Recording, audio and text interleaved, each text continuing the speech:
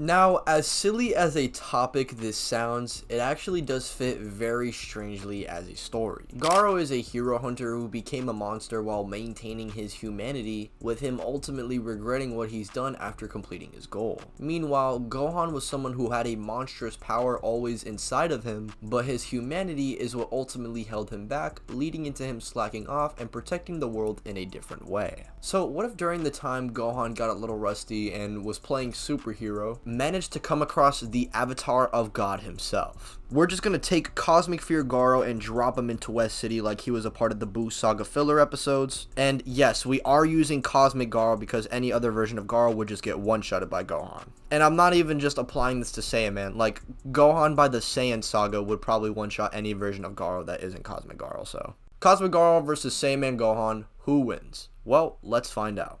Now, Great Saiyaman aka Buu Saga Gohan does seem weak due to the series constantly reminding you that Gohan is not at the same level as his teen self. However, this is mainly in reference due to specifically Super Saiyan 2 Gohan, as Gohan can't access the same rage from back then. And in actuality, during the 7 years, he actually didn't decline that much, if really at all, in strength, and can still use Super Saiyan 2, meaning he should at the very least be above his Grade 4 self and Goku back in the Cell games. And we also know Gohan, Vegeta, and Goku specifically are above the Supreme Kai, aka Shin, the same guy who could just one-shot Frieza. The same Frieza who, while having half a body and dying and having no energy, survived a cluster of exploding stars. This was calculated to be at solar system level, which is consistent given Super Perfect Cell before fully charging up his ki was going to destroy the solar system and then some. In the anime, it's actually implied that the very universe itself was going to be destroyed by Cell, but the problem is that Buu Saga Gohan doesn't really scale to Super Perfect Cell at all.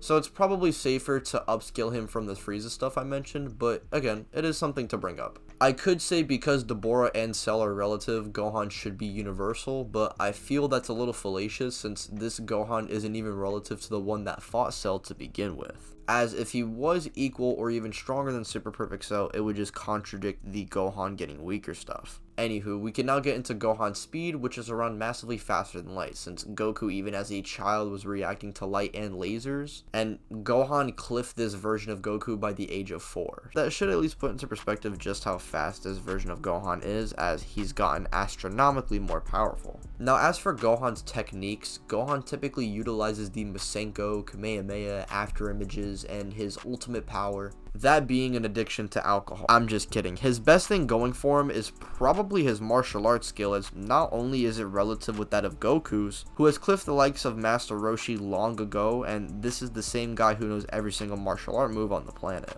Gohan as well doesn't just have access to Goku's style, but also Piccolo's as well. And even while being weaker than Cell, he was still able to put up a pretty decent fight, Cell being the same person who is literally the combined fighter of every single person that Gohan has encountered up to this point. So for those who thought Garou was going to just massively outskill Gohan and it wasn't going to be close, think again. Anywho, we can now talk about the hero hunter known as Garou.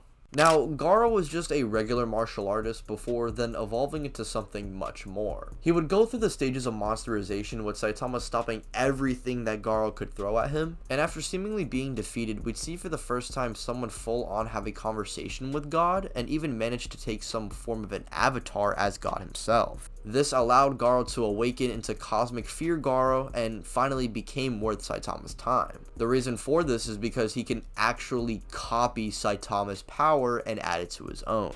The first clash between these two led into a legit hole being made in a sky full of stars, with calculations having this feat raging into solar system level.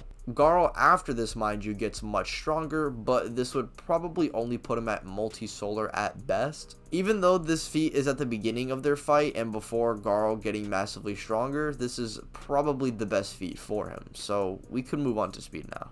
Garou in this form should be massively faster than light pretty easily based on him fighting a Saitama who can make a light construct out of Garou in their fight. Garou adapts to this level of strength anyway, so yes, he would scale to this eventually, and even in his weaker forms he was performing feats similar to this but on a much lower scale. For example, back when he fought Platinum Sperm and Flashy Flash. And I mean, I've said this dozens of times on the channel, even as early as Season 2 Genos is dodging light, so to say that Garou by this point is not even light speed, you're just being disingenuous and downplaying One Punch Man for the sake of your own agenda. Anywho, as for Garou's abilities, I've explained his human and monster form abilities in separate versus battles, so I'd rather not do all of that on top of his cosmic stuff, so I'm just going to be briefly mentioning other stuff if needed.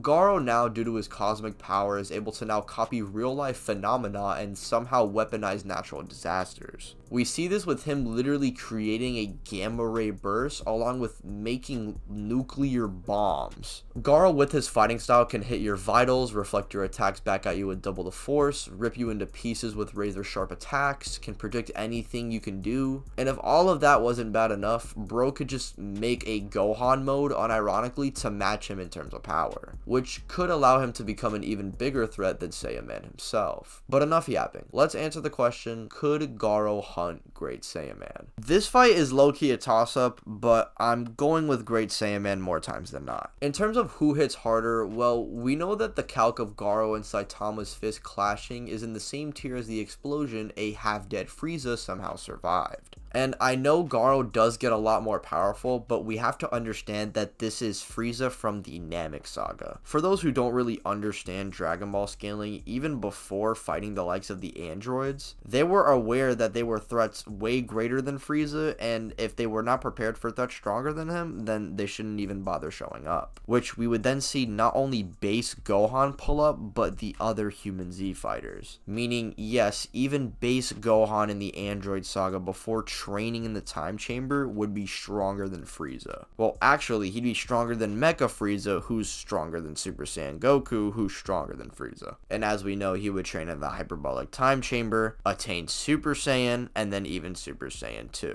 I can see Garou pressing Gohan and, actually reaching his level, but he'd probably be reminded from back when he fought Cell to not get carried away this time, and he would just fire off a Super Kamehameha, finishing off the Avatar of God before he can become a greater threat, and this time bringing peace to Earth by himself.